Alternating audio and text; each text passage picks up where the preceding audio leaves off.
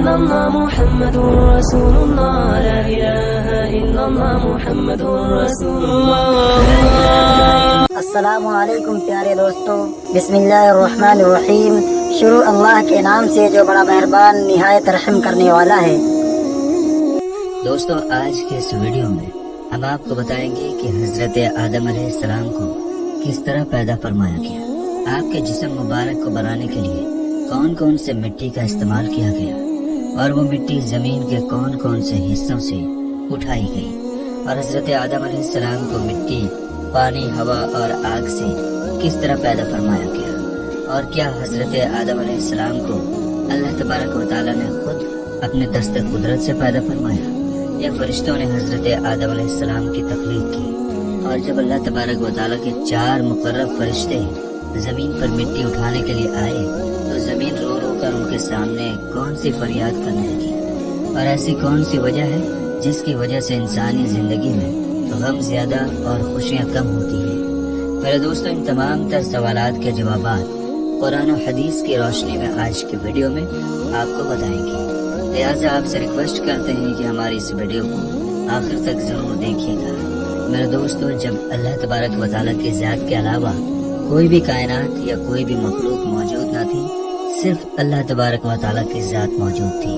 اس وقت اللہ تبارک و تعالیٰ نے اپنی ذات کے بعد سب سے پہلے جس ہستی کو پیدا فرمایا وہ حضرت محمد مصطفیٰ صلی اللہ تعالیٰ علیہ وسلم کا نور اقدس ہے.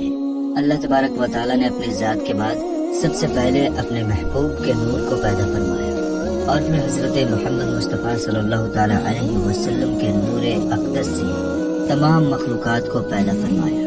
جیسا کہ اللہ تبارک و تعالیٰ کا عرش، لوح کرسی اور اللہ تبارک و تعالیٰ کے مقرب فرشتے، زمین و آسمان اور کل کائنات کو حضرت محمد مصطفیٰ صلی اللہ تعالیٰ علیہ وسلم کے نور اقدس سے تخلیق فرمایا گیا.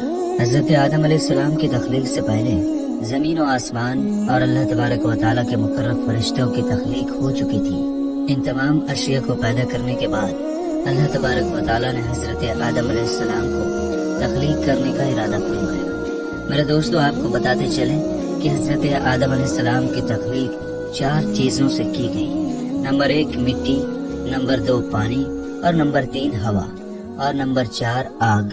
جب اللہ تبارک و تعالیٰ نے حضرت آدم علیہ السلام کی تخلیق کا ارادہ فرمایا تو اللہ تبارک و تعالیٰ نے اپنے سب سے مقرب فرشتے حضرت جبرائیل علیہ السلام کو یہ حکم ارشاد فرمایا کہ جاؤ اور تمام روئے زمین سے ہر قسم کی سیاہ و سفید، سرخ اور خاری، میٹھی اور نرم اور خشک مٹی ایک ایک مٹھی اٹھا لاؤ. جب حضرت جبرائیل علیہ السلام اللہ تبارک و تعالیٰ کا حکم پا کر زمین پر تشریف لائے اور خاک اٹھانے کا ارادہ فرمایا تو اس وقت زمین نے حضرت جبرائیل علیہ السلام سے مٹی اٹھانے کی وجہ پوچھا.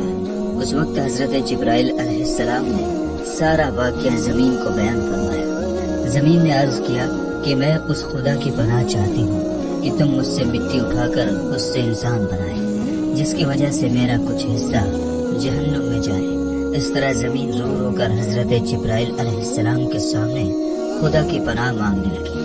تو حضرت جبرائیل علیہ السلام مٹی کو اٹھائے بغیر ہی اللہ تبارک و تعالیٰ کی بارگاہ میں واپس لوٹ گئے اور جا کر اللہ تبارک و تعالیٰ کی بارگاہ میں عرض کی، یا رب العالمین، زمین نے تیری عزت کی پناہ چاہی تو میں نے تیرے نام اور عزت کے ادب کی وجہ سے اس کو تیری پناہ عطا فرما دی اور میں مٹی اٹھائے بغیر ہی واپس چلا آیا.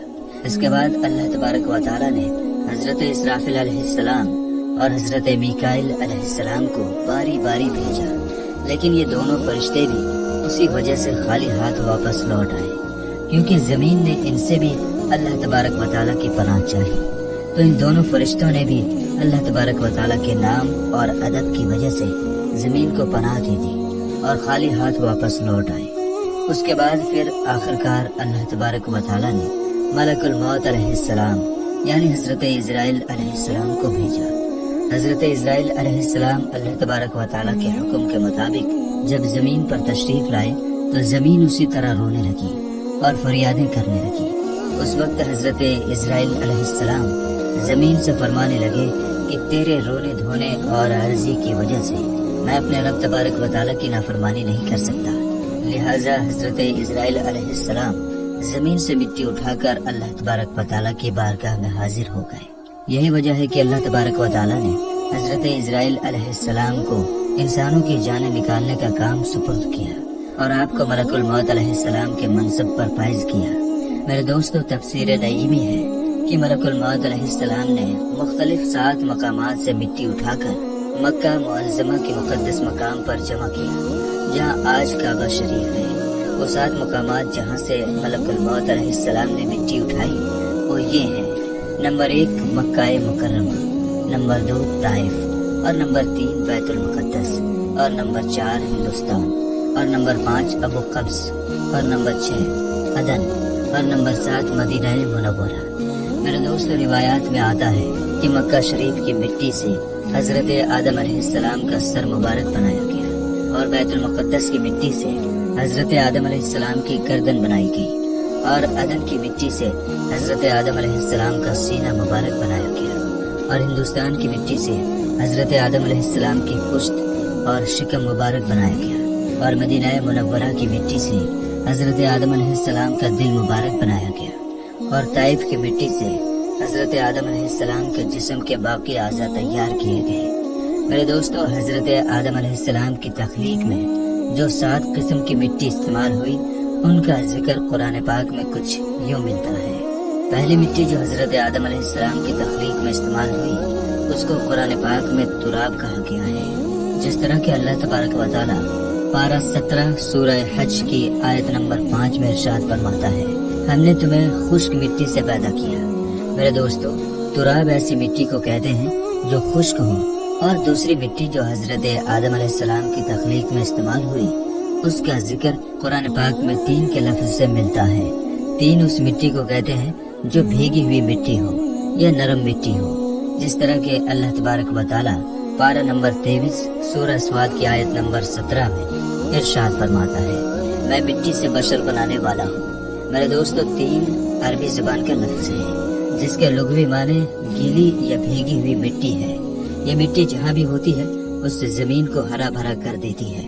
ये मिट्टी जमीन के अंदरूनी हिस्से में होती है, जैसे कि हमारे जिस्म के ऊपर वाले जिल्द और नीचे वाले जिल्द, जिसकी बदौलत हमारे जिस्म से बाल निकलते हैं। और तीसरी मिट्टी जो हजरत आदम अलैहिस्सलाम की तख्लीक में इस्तेमाल हुई वो हमाइन है, जैसे कि अल्लाह तबारक व तआला कुरान पाक की सूरह हजर की आयत नंबर 26 में इरशाद फरमाता है, और बेशक हमने इंसान को बचती हुई मिट्टी से बनाया जो असल में एक सियाह बदबूदार गारा थी।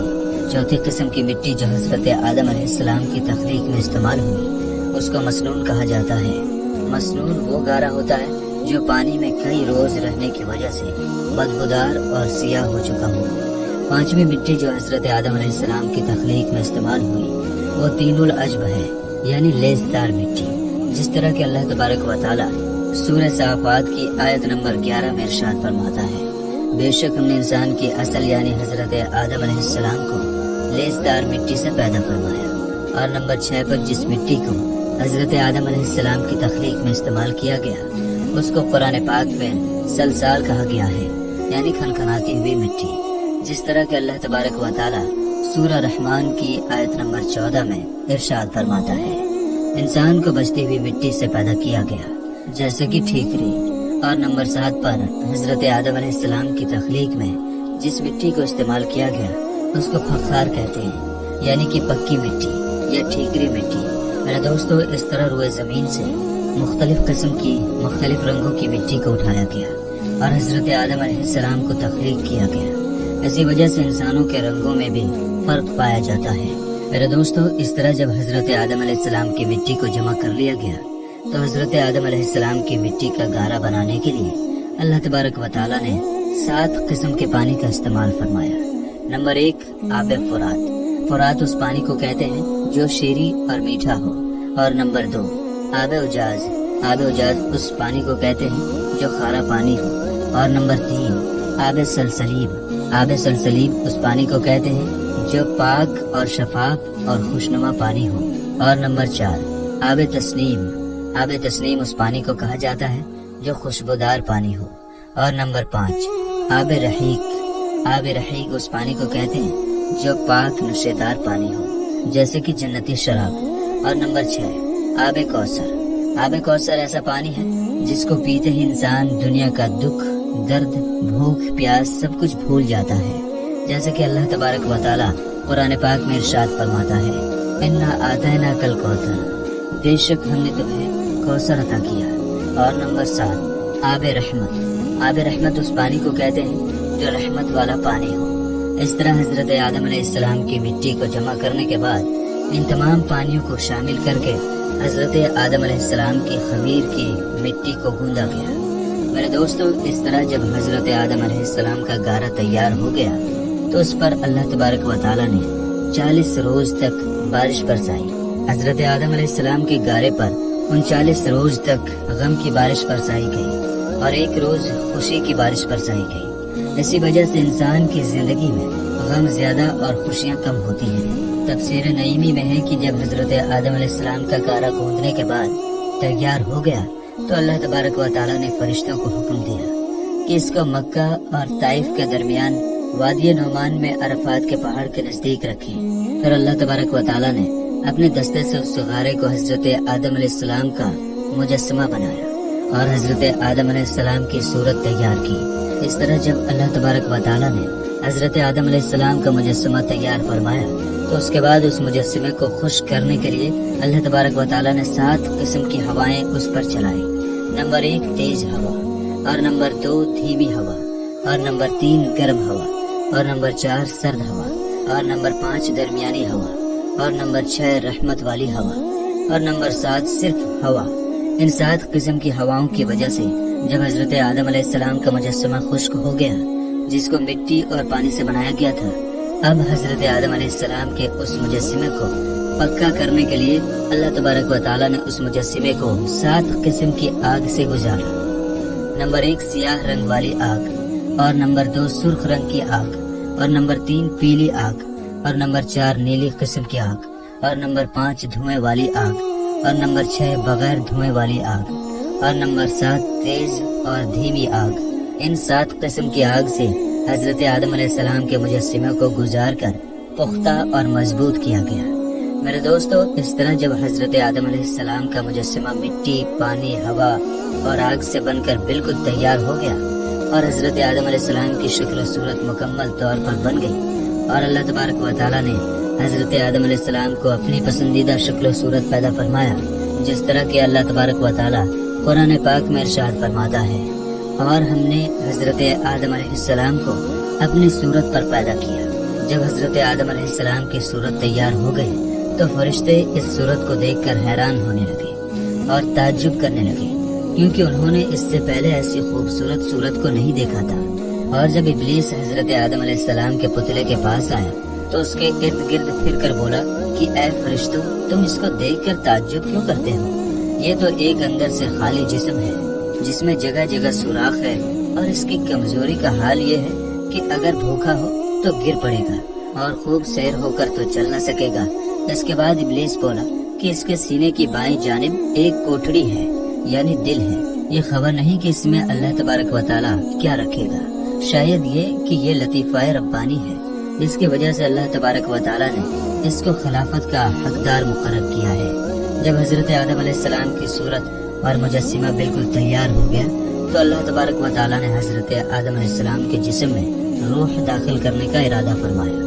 अल्लाह तबारक व तआला ने जब रूह को पैदा फरमाया और उसको हुक्म दिया कि हजरत आदम अलैहिस्सलाम के जिस्म में दाखिल हो, जब रूह हजरत आदम अलैहिस्सलाम के जिस्म के पास पहुंची तो जिस्म को तंग और तारीक पाया और रूह जिस्म के अंधेरे में दाखिल होने से डरने लगी। तब अल्लाह तबारक व तआला ने नूर मुहम्मदी को हजरत आदम अलैहिस्सलाम की पेशानी मुबारक में रखा, जिसकी वजह से हजरत आदम अलैहिस्सलाम का पूरा जिस्म नूर से चमकने लगा और मोतियों की तरह जगमगाने लगा। मेरे दोस्तों, जब नूर मुहम्मदी हजरत आदम अलैहिस्सलाम की पेशानी मुबारक में रखा गया तो वो रूह जो हजरत आदम अलैहिस्सलाम के जिस्म में दाखिल होने से डर रही थी, वो खुशी खुशी हजरत आदम अलैहिस्सलाम के जिस्म में दाखिल हो गई। जैसा कि अल्लाह तबारक व तआला सूरह हजर की आयत नंबर 29 में इरशाद फरमाता है, तो जब मैं उसे मुकम्मल कर लूं और अपनी तरफ से खास और मुअज्जज रूह फूंक दूं, तुम सब उसके लिए सजदे में गिर जाना। मेरे दोस्तों, रूह जब हजरत आदम अलैहिस्सलाम के जिस्म में दाखिल होने लगी, अभी रूह सर में पहुंची ही थी کہ حضرت آدم علیہ السلام کو چھینک آئی اور آپ کی زبان مبارک سے نکلا الحمدللہ۔ اس پر اللہ تبارک و تعالیٰ نے ارشاد فرمایا یرحمک اللہ۔ اور حضرت آدم علیہ السلام اور اللہ تبارک و تعالیٰ کی یہی سنت آج بھی زندہ ہے۔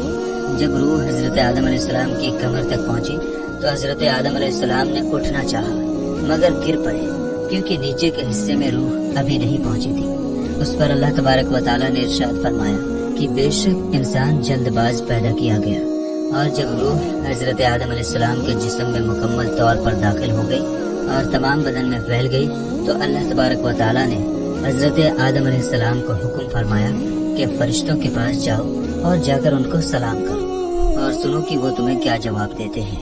تب حضرت آدم علیہ السلام فرشتوں کے پاس تشریف لائے اور السلام علیکم فرمایا تو فرشتوں نے جواب دیا وعلیکم السلام ورحمۃ اللہ۔